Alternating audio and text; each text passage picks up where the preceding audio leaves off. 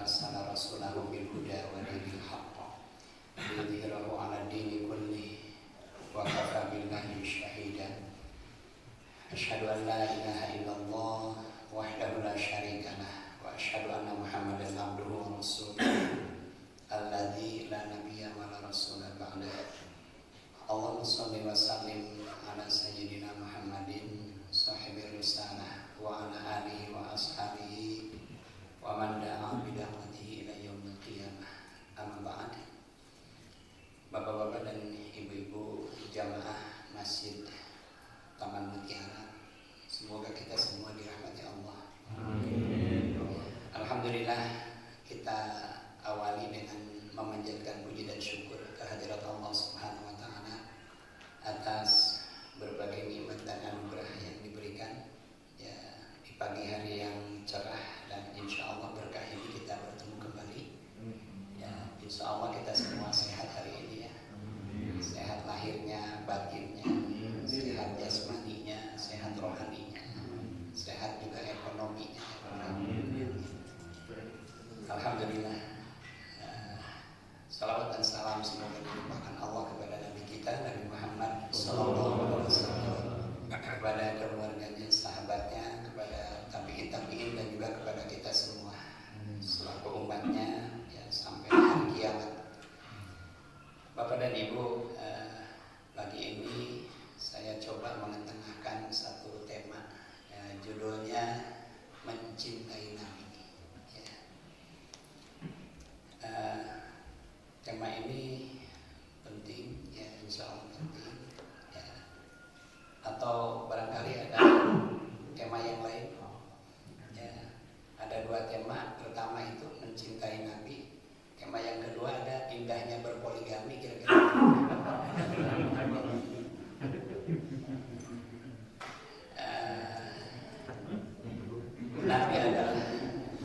Nabi adalah pemimpin umat ya. Nabi kita Nabi Muhammad SAW adalah utusan Allah ya. Beliau satu-satunya manusia yang diutus untuk menyampaikan risalah Allah kepada seluruh umat manusia ya. Diutusnya Nabi itu merupakan nikmat anugerah yang sangat besar yang diberikan Allah kepada kaum muslimin atau kepada manusia ya.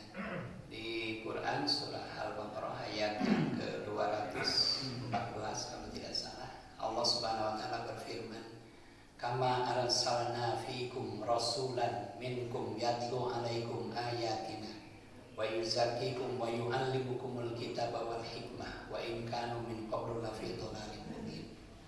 Ya, kama arsalna fiikum, sebagaimana kami telah memberikan nikmat ya kepada kalian wahai manusia, yaitu diutusnya seorang rasul ya. Jadi Allah memberikan nikmat kepada manusia dengan diutusnya seorang rasul ya, dari bangsa kamu sendiri, yaitu Nabi Muhammad SAW, yang dia datang untuk membacakan ayat-ayat Allah, dia mengajarkan Alkitab, dia mengajarkan hikmah ya, berbagai kebaikan, dan dia mengajarkan sesuatu yang tadinya kamu tidak tahu, kemudian menjadi tahu ya. Jadi inilah Nabi kita, Rasul kita ya. Bapak-bapak dan ibu-ibu yang dirahmati Allah, diutusnya Nabi Muhammad ini menjadi wasilah bagi kita, menjadi jalan bagi kita untuk mendapatkan hidayah Allah. Sekiranya Allah tidak mengutus Nabi Muhammad, maka boleh jadi semua manusia akan menyembah Tuhan yang salah. Seandainya Allah tidak mengutus Nabi Muhammad, maka boleh jadi ya, yang kita sembah adalah sebagaimana yang disembah oleh orang-orang musyrik. Jadi diutusnya Nabi kembali menjadi nikmat yang luar biasa ya. Rasulullah adalah satu-satunya manusia yang menerima wahyu ya.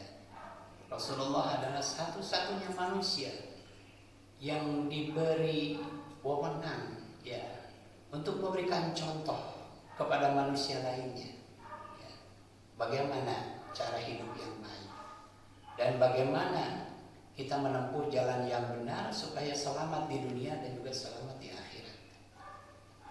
Jadi sudah semestinya kita semua umat Islam mencintai Nabi kita. Kenapa? Dengan mencintai Nabi maka akan tumbuh semangat untuk mengikutinya. Ya. Betul kan Bapak-bapak Ibu-ibu? Bahkan di dalam Al-Quran ya, surah Al-Ahzab ayat yang ke-6 Allah Subhanahu wa taala berfirman, A'udzubillahi minasyaitonirrajim.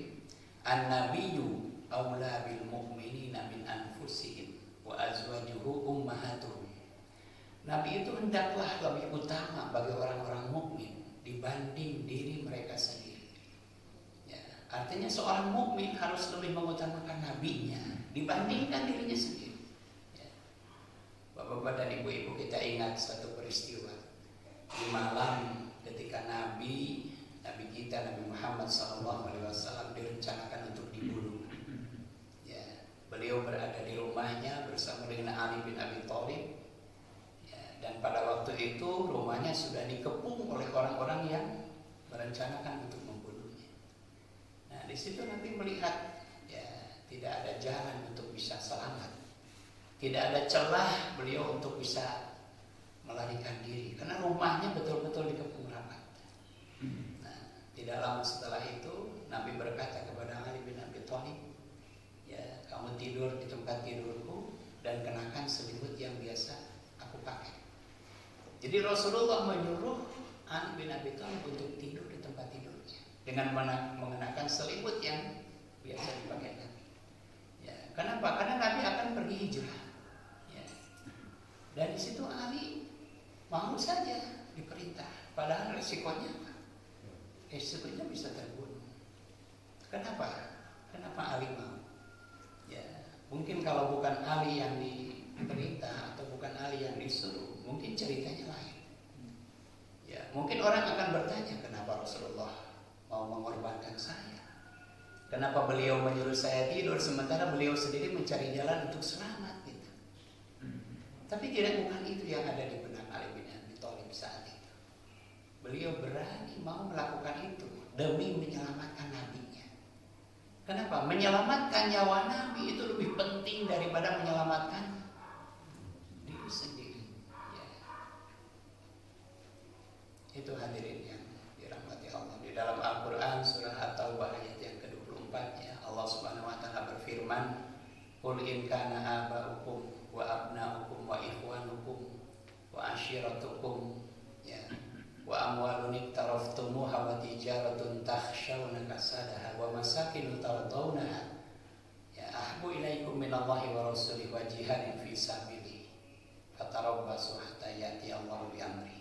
Katakan Muhammad, jika bapak-bapakmu, anak-anakmu, istri-istrimu, keluargamu, ya harta kekayaan yang kamu cintai, perniagaan yang kamu khawatirkan kerugiannya, rumah-rumah yang kamu sukai, lebih kamu cintai daripada Allah dan Rasulnya, dan lebih kamu cintai daripada berjihad di jalannya, maka tunggulah ya, sampai Allah mendatangkan keputusannya.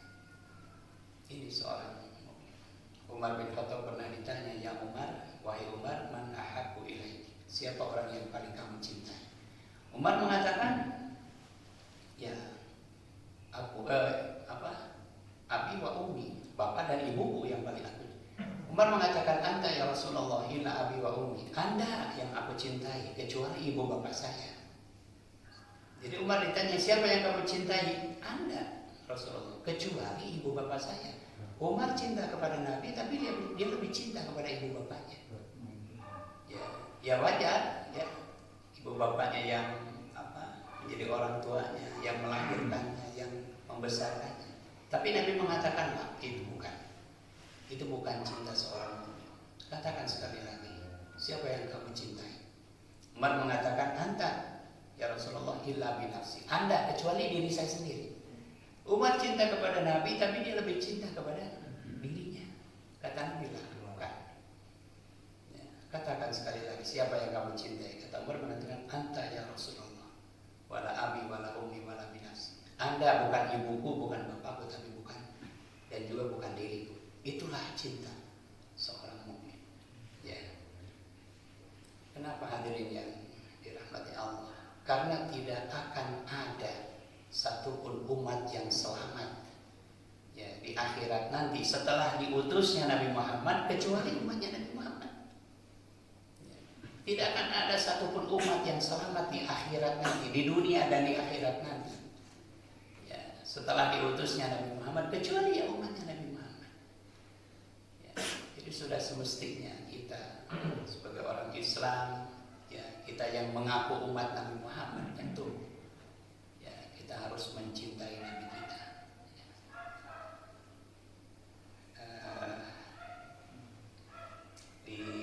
Ada satu riwayat, ada seorang sahabat ya, dia berkata, ya Rasulullah, wahai Rasulullah,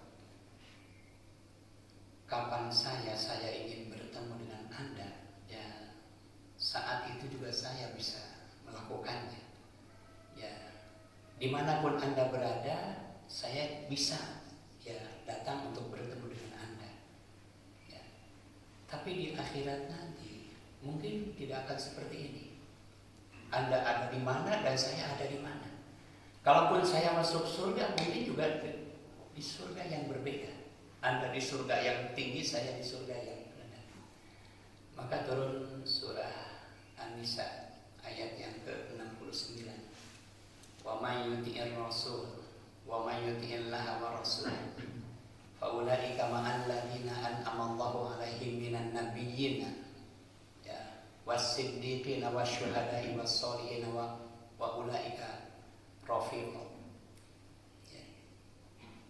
Barang siapa yang mentaati Allah dan Rasulnya, maka ia akan bersama-sama dengan orang-orang yang telah diberi nikmat. Mereka adalah para nabi, para syuhada, ya, orang-orang yang berbuat baik. Kalau engkau bertemu dengan aku di dunia, maka engkau pun akan bertemu dengan aku di akhirat. Ini hadirin yang dirahmati Allah. Nah, pertanyaannya, bagaimana cara kita mencintai Nabi? Itu mungkin pertanyaannya. Bagaimana semestinya kita mencintai Nabi? Yang pertama adalah mengikutinya. Ya, itba'un Nabi, mengikuti Nabi. Kalau kita cinta kepada Nabi, maka ikuti Nabi. Ya, mengikuti Nabi, mengikuti apa? Ya, mengikuti semuanya. Mengikuti sunnah-sunnahnya, mengikuti cara ibadahnya, ya, mengikuti sikap dan perilakunya, mengikuti secara keseluruhannya. Dari mulai hal-hal yang sederhana sampai dengan perkara-perkara yang sangat penting. Maka wajib kita mengikuti Nabi. Ya, kenapa? Karena Nabi adalah teladan. Seorang manusia yang diutus Allah untuk menjadi teladan, untuk menjadi contoh bagi manusia yang lainnya. Ya, laqad kana lakum fi Rasulillahi uswatun hasanah liman kana yarjullaha wal yawmal akhir. Ya, wa dzakarallaha katsiran. Sungguh dalam diri Nabi itu terdapat suri tauladan yang baik bagi orang yang berharap bertemu dengan Allah dan hari akhir, ya, dan bagi orang yang banyak mengingat Allah. Jadi Nabi adalah teladan, Nabi adalah contoh dalam segala perbuatannya, contoh di dalam ibadahnya, contoh di dalam sholatnya. Ya, beliau mengatakan, ya, shollu kama ra'aitumuni usolli, sholatlah kamu sebagaimana kamu melihat aku sholat. Jadi sholat yang kita lakukan itu harus mencontoh sholat yang dilakukan oleh Rasulullah SAW kita. Kenapa? Ya, karena tidak ada orang yang paling baik ibadahnya, tidak ada orang yang paling sempurna ibadahnya, ya, kecuali Rasulullah SAW. Ya, mengikuti Nabi, mentaati Nabi. Kenapa? Setiap manusia wajib mentaati Allah. Bagaimana cara mentaati Allah? Cara mentaati Allah adalah dengan mentaati Nabi. Ya, di Quran surah An-Nisa ayat yang ke-80, Allah Subhanahu wa taala berfirman, "Wa may yuti'ir rasul faqad ata'a Allah." Barang siapa yang mentaati Rasul, maka sungguh dia telah mentaati Allah. Ya. Jadi mengikuti Nabi, mengikuti sunnah-sunnahnya, mengikuti cara ibadahnya, mengikuti sikap dan perilakunya. Ya. Bagaimana misalnya Nabi kita makan, ya, Dari mulai hal yang paling sederhana, ya, bagaimana cara Nabi makan, kita ikuti, karena itulah yang terbaik di sisi Allah. Ya. Di Quran surah Ali Imran ayat yang ke-31, Qul in kuntum tuhibbunallah fattabi'uni yuhibbukumullahu wa yaghfir lakum dzunubakum wallahu ghafurur rahim. Qul, katakan Muhammad, in kuntum tuhibbunallah, jika kamu mencintai Allah. Katakan, jika kamu mencintai Allah, fattabi'uni, maka ikuti aku. Aku di situ siapa? Nabi Muhammad. Katakan, jika kamu mencintai Allah, maka ikuti aku. Ya, jadi mengikuti Nabi itu refleksi dari kita mencintai Allah. Ya, kita cinta kepada Allah supaya kita dicintai Allah. Ya, fattabi'uni yuhibbukumullahu wa yaghfir lakum dzunubakum. Dengan mengikuti Nabi, maka yuhibbukumullah, Allah pun akan mencintai kamu, ya, dan mengampuni dosa-dosa. Ini hadirin yang dirahmati Allah, mengikuti sunnahnya, ya, mengikuti segala ajarannya, mengikuti agamanya, mengikuti syariatnya. Ya, ini cara kita mencintai Nabi.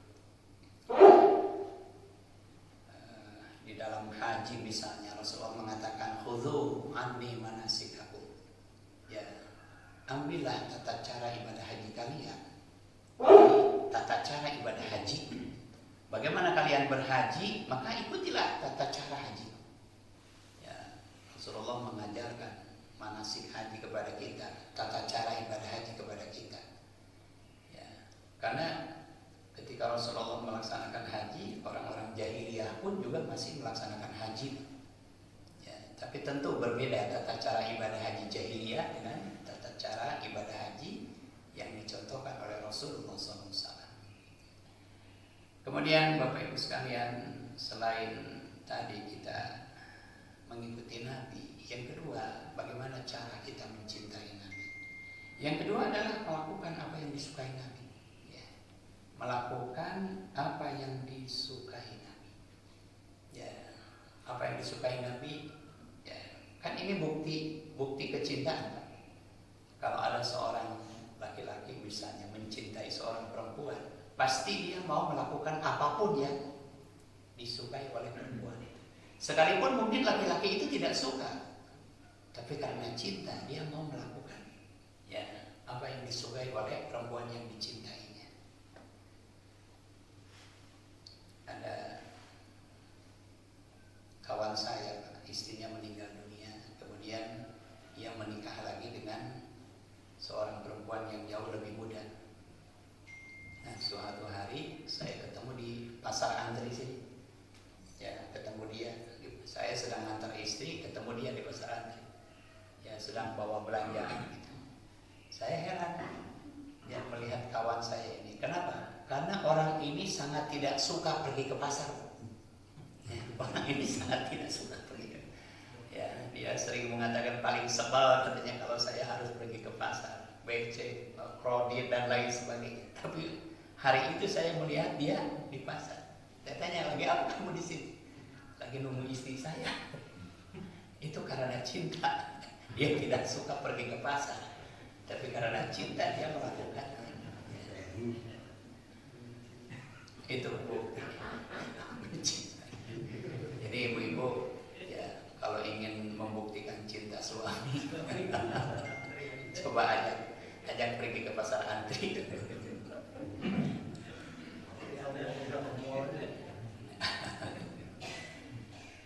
Jadi melakukan apa yang disukai Nabi. Ya, apa yang disukai Nabi, ya, bersedekah, ya, itu sesuatu yang disukai Nabi. Ya, kemudian tersenyum, ya, Nabi itu sering tersenyum. Seringkali terlihat, jarang melihat wajah Nabi itu cemberut, ya. Orang-orang dalam banyak riwayat, setiap kali bertemu dengan Nabi selalu melihat wajah Nabi itu tersenyum. Ya, kenapa? Karena kita tahu tersenyum itu apa? Sedekah. Senyum itu sedekah. Tapi kalau ada kotak amal jangan diajak senyum.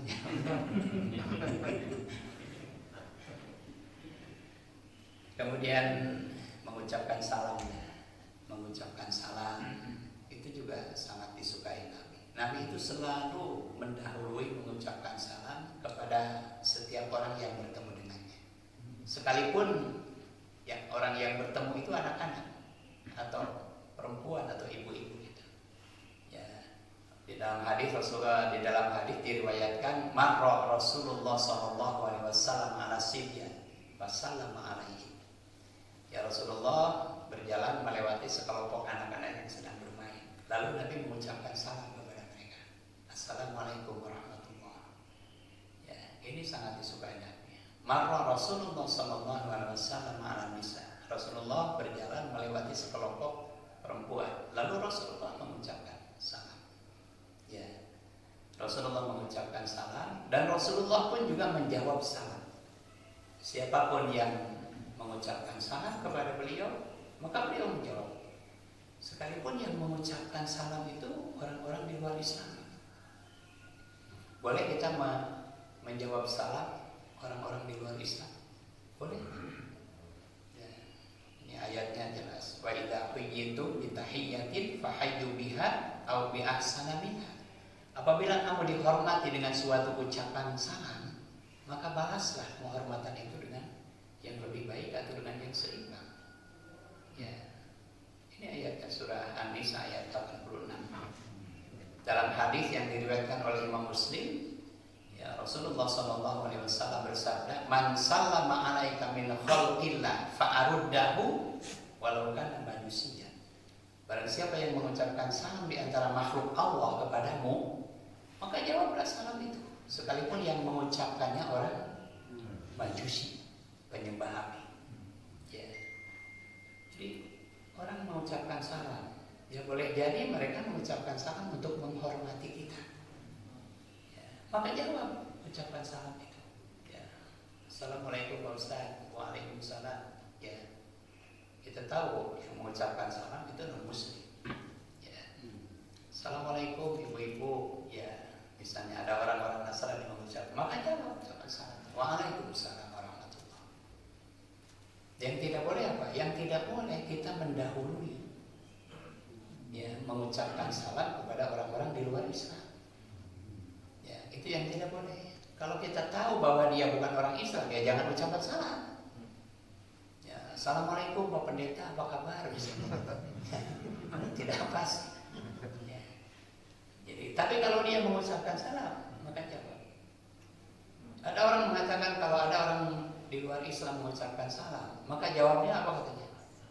Ya, jawabnya Assalamualaikum, alaik katanya begitu. Bukan begitu. Ya. Ada orang mengucapkan Assalamualaikum, bukan orang Islam. Ada yang mengatakan jawabnya Wassalamualaikum katanya. Wassalamualaikum. Wassamu itu artinya apa? Kecelakaan. Nah, ini memang pernah terjadi. Ada orang Yahudi bertemu dengan Nabi, lalu dia mengucapkan salam, tapi bukan salam yang diucapkannya.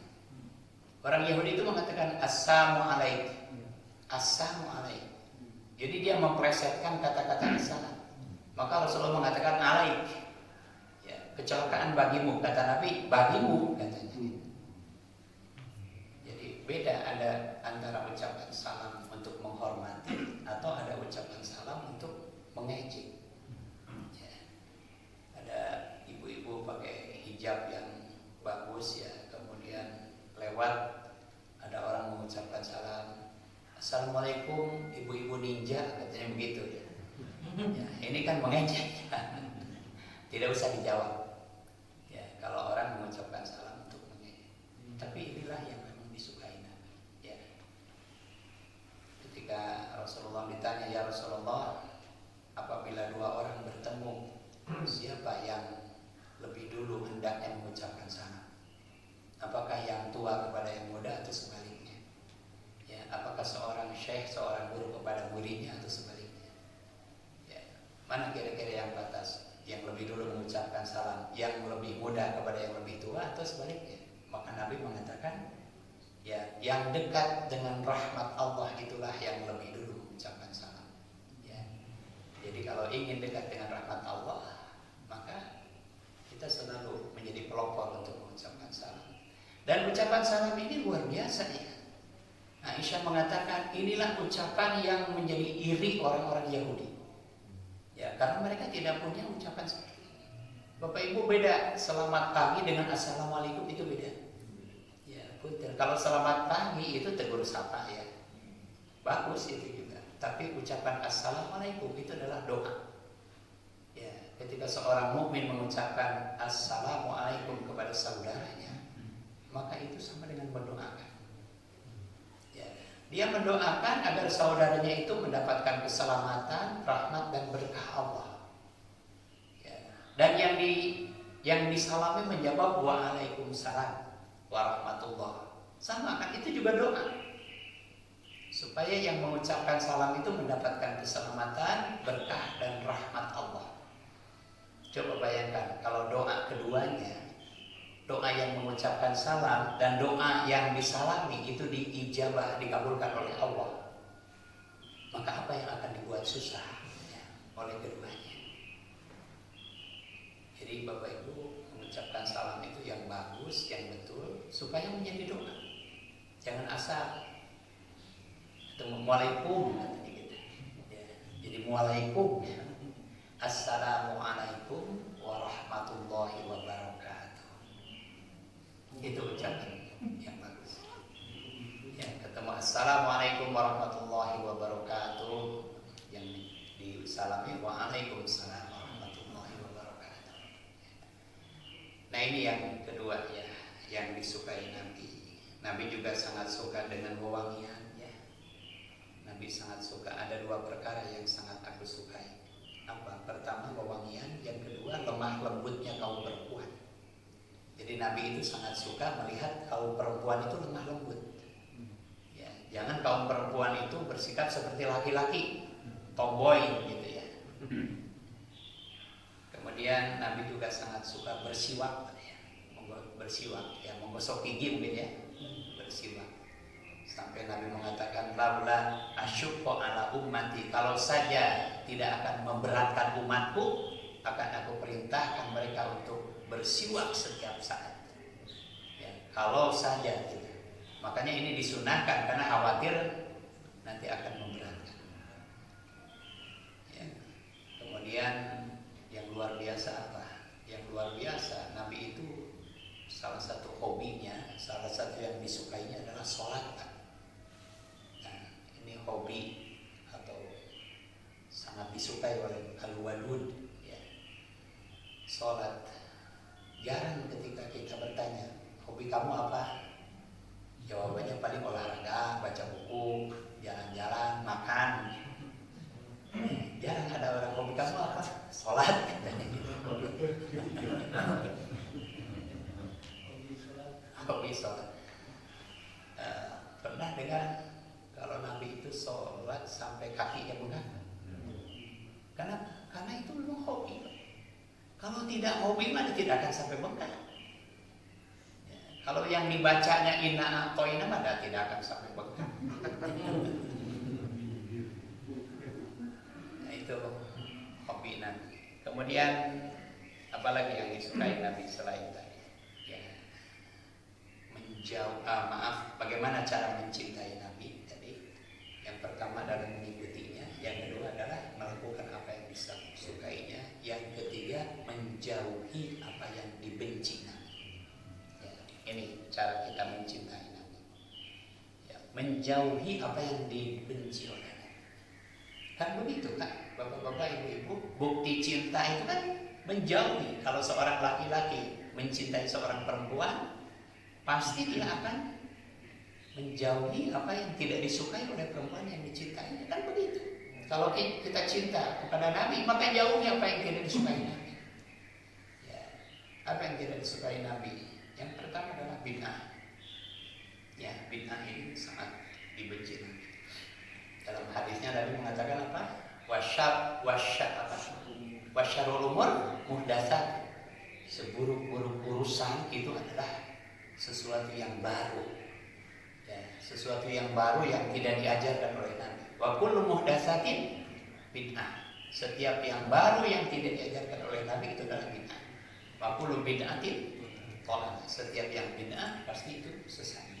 Wa kullu dhalalatin bid'ah, dan setiap yang sesat tempatnya adalah neraka. Jadi hati-hati dengan bid'ah, jauh dari bid'ah. Ya, kenapa? Karena Nabi sangat tidak suka dengan bid'ah. Di dalam Al-Quran surah Al-Anfal ayat yang ke-27 ya kalau tidak salah. Ya ayyuhalladzina amanu la takhunullaha war rasul wa la takhunu amanatikum wa antum ta'lamun. Wahai orang-orang yang beriman, jangan kamu mengkhianati Allah dan Rasul. Ya, jangan kamu mengkhianati Allah dan Rasul. Ya, surah 8 ayat 27. Betul ya? Surah 8 ayat 27. Jangan kamu mengkhianati Allah dan Rasul. Apa yang dimaksud mengkhianati Allah dan Rasul? Di dalam tafsir Al-Marawi disebutkan mengkhianati Allah dan Rasul adalah dengan salah satunya melakukan bid'ah. Ya. Bid'ah ini perbuatan khianat. Nah, kemudian selain bid'ah, apalagi yang tidak disukai oleh Nabi? Tasyabuh. Tasyabuh itu apa? Meniru-niru perbuatan suatu kaum. Ikut-ikutan perbuatan suatu kaum. Ya, ini tasyabuh namanya. Rasulullah mengatakan man tasyabbaha biqaumin fahuwa minhum. Barang siapa yang mengikuti ya kebiasaan suatu kaum, mengikuti tradisi suatu kaum, maka dia akan menjadi bagian dari kaum itu. Banyak orang-orang Islam yang mengikuti kebiasaan ya orang-orang di luar Islam. Nah, ini tasyabuh namanya. Ya, sampai ada saking tidak bolehnya tasyabuh. Ada orang ketika sholat begini, habis sholat ya begini. Maka Rasulullah memisahkan tangannya. Jangan kamu begitu. Ada orang begini. Ya, kata Nabi jangan kamu begitu. Ya, kenapa? Itu kebiasaan orang-orang Yahudi. Ya, lainul Yahud, lainilah orang-orang Yahudi itu. Ya, bagaimana cara melaini orang Yahudi? Ya, fatus syarib, pendekkan kumismu, dan tarkul lihyah, biarkan janggut. Ya, jadi ini cara kita menjauhi apa yang tidak disukai oleh Nabi. Ya, selain tasyabuh, ya apalagi Nabi juga sangat tidak suka dengan syubhah atau ta'asyub. Apa ta'asyub? Fanatisme golongan, ya. Fanatisme kesukuan atau fanatisme dengan tradisi atau adat istiadat. Ya, Fanatisme ini bisa menghalangi seseorang dari mendapatkan hidayah. Ya, fanatisme ini akan bisa membuat seseorang terhalang dari mendapatkan banyak pengetahuan. Ada orang-orang yang menolak pembaharuan. Kenapa? Karena fanatisme dengan suatu kebiasaan. Ya. Jadi fanatisme seperti orang-orang Yahudi kan. Kenapa orang-orang Yahudi itu tidak mau menerima Nabi? Mereka percaya, ya, bahwa Nabi Muhammad itu adalah seorang nabi. Di Quran disebutkan ya, ya'rifunahu kama ya'rifuna abna'ahum. Orang-orang Yahudi itu mengenal Nabi sebagaimana mereka mengenal anak-anaknya sendiri. Kenapa? Karena tentang Nabi Muhammad itu sudah terdapat di dalam Taurat. Ya. Tapi ketika Nabi itu betul-betul datang diutus Allah, mereka menyebutnya Mesias ya. Ketika Mesias itu betul-betul datang, mereka menolaknya. Kenapa? Karena orang yang diutus menjadi nabi itu bukan dari golongan mereka, bukan dari kaum mereka. Mereka tidak suka kalau Rasul yang terakhir itu adalah orang Arab, bukan orang Yahudi. Ini fanatisme.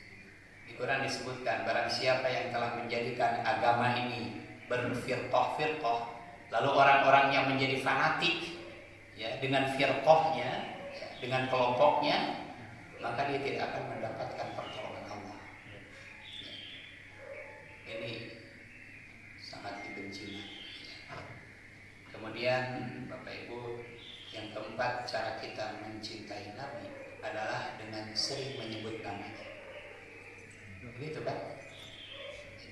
Bagaimana kita mencintai Nabi? Sering-seringlah menyebut namanya. Ini bukti cinta, selalu disebut nama Nabi. Kapan kita menyebut namanya? Dengan membaca sholawat kepada Nabi. Ya. Dengan sering membaca sholawat kepadanya, sering menyebut namanya, maka ini menjadi bukti Kemudian yang kelima, ya cara kita mencintai Nabi adalah mencintai ahli warisnya. Ya, iya kan? Mencintai Nabi, maka cintai ahli warisnya. Siapa ahli waris Nabi itu? Para ulama. Ya, para ulama itu kan disebutnya apa? Warasatul anbiya. Mereka para pewaris Nabi. Jadi kalau cinta kepada ibunya harus sayang juga kepada anaknya, kan begitu. Ya, cinta kepada Nabi, cintai ahli warisnya, para ulama. Kenapa mereka harus dicintai? Karena mereka adalah orang-orang yang meneruskan perjuangan Nabi. Ya, mereka orang-orang yang mendakwahkan risalah yang dibawa oleh Nabi. Pantas para ulama itu disebut dengan warasatul anbiya, pewaris Nabi. Ini cara kita mencintai Nabi. Dan yang terakhir, cara kita mencintai Nabi adalah siap berkorban demi Nabi. Itu kan, siap berkorban demi Nabi kita, siap berkorban ya, demi menghormati Nabi kita, demi menjunjung tinggi risalah Nabi kita. Jadi seorang mukmin ya jangan tinggal diam ketika Nabi kita dihina, ketika Nabi kita direndahkan, ketika Nabi kita diejek. Ya, tidak boleh seorang mukmin tinggal diam a priori. Di dalam Al-Quran surah Al-Ahzab ya, ayat yang ke berapa ayat yang tidak salah 57. Innal ladzina yu'dzunallaha war rasul la'anahumullahu fid dunya wal akhirah. Sesungguhnya orang-orang yang menyakiti Allah dan Rasulnya, maka Allah akan melaknat mereka di dunia dan di akhirat. Ya. Orang-orang yang menyakiti Nabi, orang-orang yang menyakiti Rasul, maka Allah akan melaknat mereka di dunia dan di akhirat. Nah ini Bapak-bapak, Ibu-ibu, tentang bagaimana cara kita mencintai. Itu saja mungkin tema singkat ya hari ini, mudah-mudahan ini bermanfaat. Dan barangkali ada pertanyaan yang ingin disampaikan.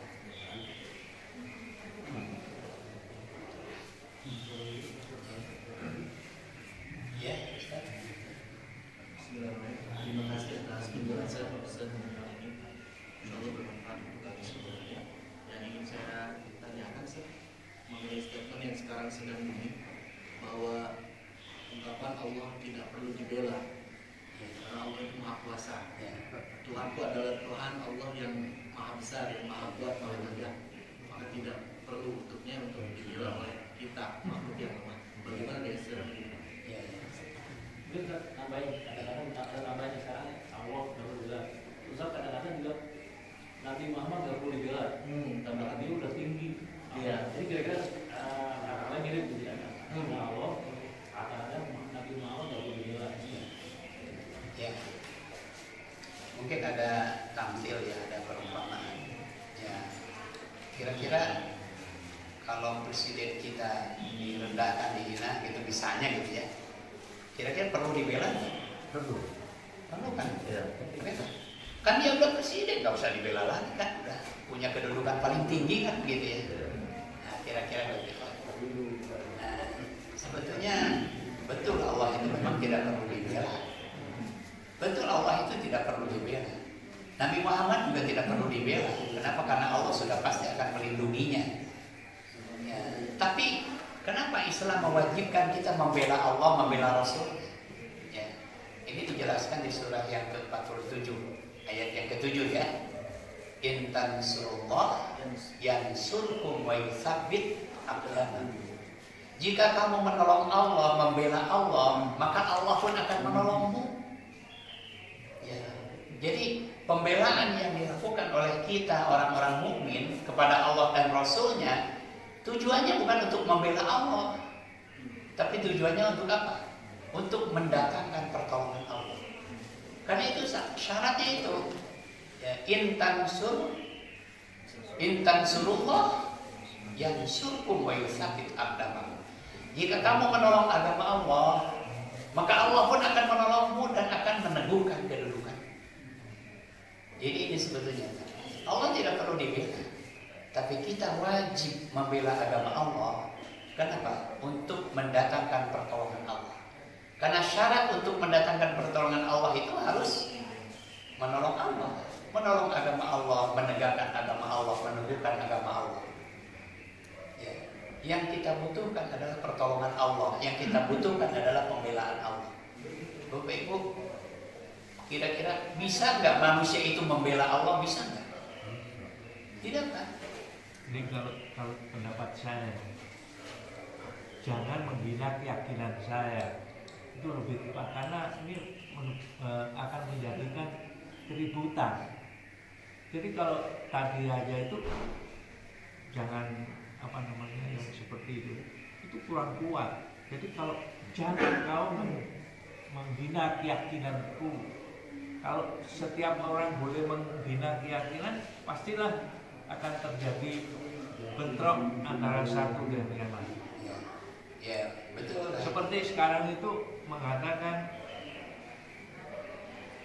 Allah itu bukan orang Arab.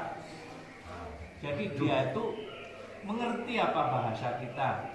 Nah, kalau Quran menyatakan itu harus diucapkan dalam bahasa untuk kesatuannya, bahasa Arab, dan ini orang akan intervensi keyakinan kita. Jadi kalau keyakinan kita itu dihina, pastilah kita nggak mau. Dan kita jangan menghina orang lain juga kan gitu. Jadi kalau boleh hina-menghina, pastilah NKRI ini akan bentrok. Ya, betul. Itu kan. Terima kasih Bagus. Ya kan tadi bahwa cara kita mencintai Nabi yang ke-6 adalah apa tadi? Siap berkorban untuk Nabi. Kan di sini siap ketika Islam dihinakan, ketika agama kita dilecehkan, ya ketika Nabi Muhammad didiskreditkan atau disamakan dengan seorang pedofil, ya, maka umat Islam tidak boleh. Dia harus membela Nabi-nya, dia harus membela Rasulullah. Dan tadi kalau ada orang mengatakan Allah tidak perlu dibela, memang tidak ada orang yang bisa membela Allah. Ada nggak orang yang bisa membela Allah? Tidak ada, Pak. Tapi kita harus melakukannya. Kenapa? Karena yang kita harapkan adalah pertolongan Allah. Bisa nggak kita menolong Allah? Bisa nggak? Allah itu tidak bisa ditolong. Tidak ada seorang pun yang bisa menolong Allah. Tapi kita wajib melakukannya. Apakah yang kita lakukan bisa menolong Allah? Tidak. Tidak, Pak. Tidak ada manusia yang bisa menolong Allah. Kenapa? Allah itu maha kuasa. Tidak ada yang bisa. Tapi kita wajib menolong Allah, menolong agama Allah. Supaya apa? Supaya Allah menolong kita. Karena tadi syaratnya apa? Intan surullah, jika kamu menolong Allah, yansurkum. Allah pun akan menolongmu dan meneguhkan kedudukan. Ya. Bapak Ibu ingat ketika akan terjadi perang Badar ya. Akan terjadi perang Badar, Nabi itu berdoa lama sekali sampai Nabi mengatakan, ya Allah, jika tidak Engkau tolong kami, maka dipastikan setelah ini tidak akan ada lagi orang yang menyembahmu jika Engkau tidak menolong kami. Itu perang Badar. Itu apa perang Badar itu? Perang Badar itu perang yang dilakukan oleh Rasulullah dan kaum muslimin untuk apa? Untuk menolong agama Allah. Tapi di situ Nabi mengatakan, Nabi tidak mengatakan kami membela Allah, dia mengatakan begitu dia.